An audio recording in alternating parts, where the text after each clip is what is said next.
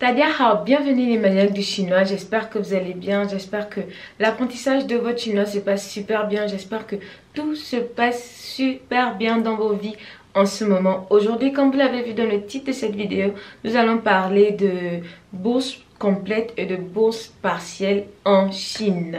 Mais avant de continuer, n'hésitez surtout pas à vous abonner, à laisser vos sujets de vidéo juste en bas dans les commentaires et d'appuyer sur la cloche des notifications pour être sûr d'être notifié à chaque fois que je publie de nouvelles vidéos. Donc aujourd'hui je vais répondre à plusieurs questions que je reçois souvent par mail ou encore sur ma page Facebook, où je vous invite d'ailleurs à aller. Je fais un peu plus de vlogs où je montre un peu, je monte un peu plus sur la Chine, un peu plus sur ma vie, on parle aussi, on voit un peu tout ce que je fais avec des fournisseurs aussi, donc je vous invite aussi sur ma page Facebook.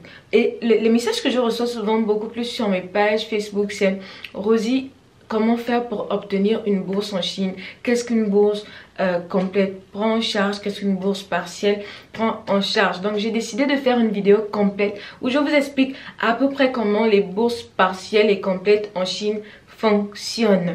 Donc déjà, la question première que je reçois, c'est: Rosie, est-ce que ton agence peut nous permettre d'obtenir des bourses pour venir étudier en Chine? Pour l'instant, je suis vraiment désolée, ce n'est pas possible. Nous y travaillons, nous faisons vraiment de notre mieux pour trouver de bonnes universités, de bonnes agences qui vont nous permettre en fait, pour être sûr que vous puissiez obtenir des bourses. Parce que je sais là dehors qu'il y a des agences qui promettent des bourses et au finish vous payez votre argent, vous donnez votre argent pour acheter ces bourses là et au finish vous n'obtenez pas cette bourse là et vous dépensez votre argent et ils vous menacent, ils vous disent que si vous ne donnez pas l'argent, ils auront des problèmes, on va les emmener en prison, ce genre de choses là.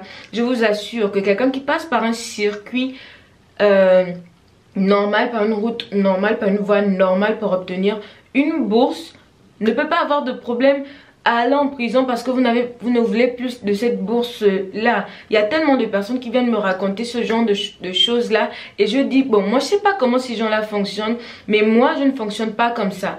Quand on travaille ensemble, ce que je vous propose, je m'assure de vous offrir ça, de vous donner ce que je vous promets. Mes clients qui sont sur cette chaîne là savent que lorsque je dis que je vais vous obtenir une prescription, lorsqu'ils se lancent dans le processus, j'obtiens la prescription pour eux et c'est après qu'ils me payent, pas avant, pas. Ça dépend vraiment des agences, ça dépend vraiment de comment les personnes fonctionnent. Mais vous qui savez que je ne fais pas ce genre de choses, en tout cas venez témoigner juste en bas dans les commentaires, venez témoigner, venez leur dire que lorsque je prends vos dossiers, lorsque je postule pour vous, j'obtiens absolument votre prescription et je ne vous mets pas la pression derrière. Donc il y a de ces agences là qui font ce genre de choses là.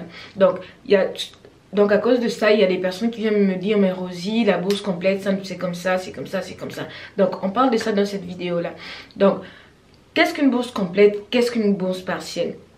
Dans la première bourse partielle même qui existe même déjà lorsque vous venez étudier en Chine, c'est la bourse CSC. C'est la bourse la plus complètement complète. Donc la bourse CSC, ce sont les bourses en général, les bourses de coopération que vous pouvez trouver directement dans vos ambassades. Si vous êtes dans votre pays directement, vous vous rapprochez du ministère de l'Éducation ou des ministères des bourses ou bien des ministères des Affaires étrangères, ou bien vous vous rapprochez directement de l'ambassade de Chine dans votre pays qui vont vous dire où vous devez aller pour postuler à cette bourse là. Donc si je fais cette vidéo là maintenant, c'est parce que c'est le moment de postuler pour les bourses. Allez-y, c'est le moment de postuler pour la bourse CSC. Donc qu'est-ce que la bourse CSC? C'est cette bourse là. Et qu'est-ce qu'elle prend en charge? La bourse CSC prend complètement toutes vos charges, c'est-à-dire votre logement, vos études, votre assurance, vos frais, quels que soient les frais. Pour certains pays, prennent même le billet d'avion en compte. Donc ils prennent vraiment tout en charge. Donc l'école, le logement, l'assurance, et ils vous donnent des sous à la fin du mois. Chaque fin du mois, ils vous donnent des sous et ces sous là vous permettent à peu près, selon votre style de vie, de pouvoir vivre en Chine. Donc ça, c'est la bourse la plus complète. Il y a des bourses universitaires aussi qui offrent ce genre de bourse complète. Donc ils vous prennent en charge, ils vous payent le logement, ils vous donnent ils vous payent l'école, ils payent l'assurance, ils vous donnent les sous à la fin du mois. Mais pourquoi la bourse du CSC reste la meilleure bourse? Parce qu'en général, c'est eux qui donnent un peu plus de sous, un peu plus d'argent à la fin du mois. Mais cette bourse-là, elle n'est pas pour tout le monde. C'est pas tout le monde qui l'obtient. C'est pour ça que je dis que pour moi, le conseil que je donne beaucoup plus aux gens, c'est de postuler pour la bourse CSC, mais aussi de postuler pour les bourses universitaires ou de vous rapprocher des agences qui ont des bourses universitaires et payer ou acheter des bourses auprès de ces agences universitaires. Et donc, il y a des gens qui vont me poser la question, mais pourquoi si c'est une bourse, on paye?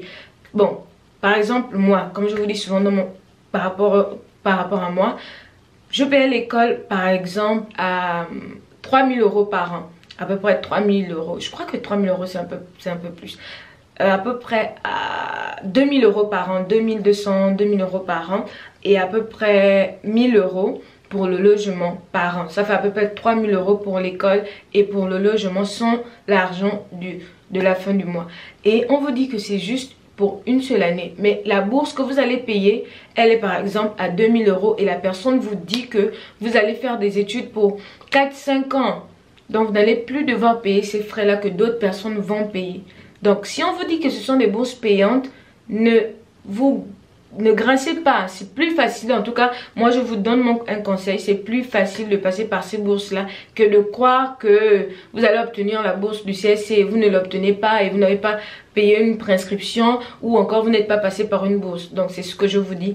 Mais pour les bourses, c'est pas tout le monde qui obtient les bourses. Et c'est pas toutes les agences qui vous disent qu'ils vont obtenir les bourses, qui vont vous obtenir les bourses. Donc, on a parlé de la bourse du CSC, qui est la bourse complète du CSC. On a aussi parlé de la bourse complète des universités. Il y a aussi des bourses de province qui sont des bourses complètes, qui vous payent l'école, le logement, qui vous payent l'assurance et qui vous payent aussi à la fin du mois.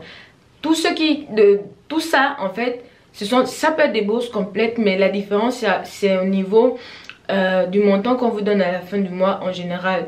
Donc, il y a des bourses qui donnent un peu plus à la fin du mois. Il y a des bourses qui donnent un peu moins à la fin du mois. Ça dépend de la province. Ça dépend aussi de la province et ça dépend aussi de l'université.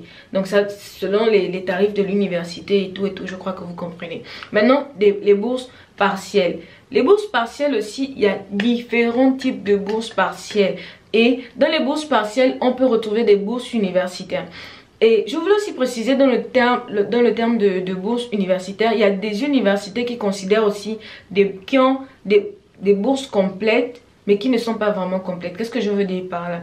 L'université dit que c'est une bourse complète, c'est-à-dire qu'ils vous payent simplement le logement et l'école, mais ils ne vous donnent pas l'argent par exemple à la fin du mois. Mais pour eux, ils disent que c'est une bourse complète. Mais pour nous, c'est pas une bourse complète, mais ils se considèrent ça comme une bourse complète. Il y a aussi ce genre de bourse complète là.